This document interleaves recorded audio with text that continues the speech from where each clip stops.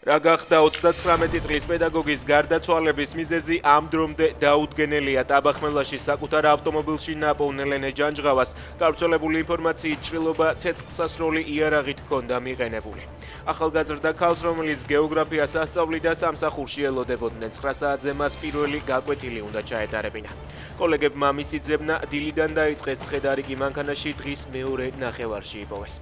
გამოძიება თვითმკვლელობამდე მიყვანის მუხლით მიმდინარეობს.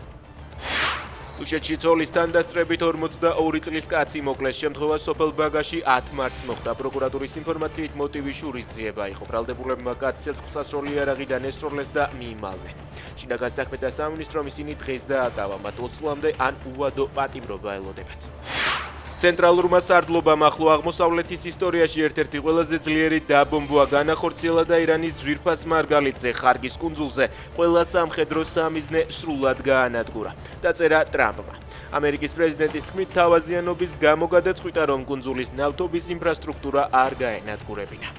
ამერიკის სახელმწიფო დეპარტამენტი $10 მილიონ ჯილდოს თავაზობს პირებს, რომლებიც ირანის ისლამური რევოლუციის გუშაგთა კორპუსის მთავარ ლიდერებზე ინფორმაციას მიაწვდიან. ჩამონდათვალშია 10 კონკრეტული პირი, მათ შორის ირანის ახალი უმაღლესი ლიდერი მოჯტაბა ხამენეი.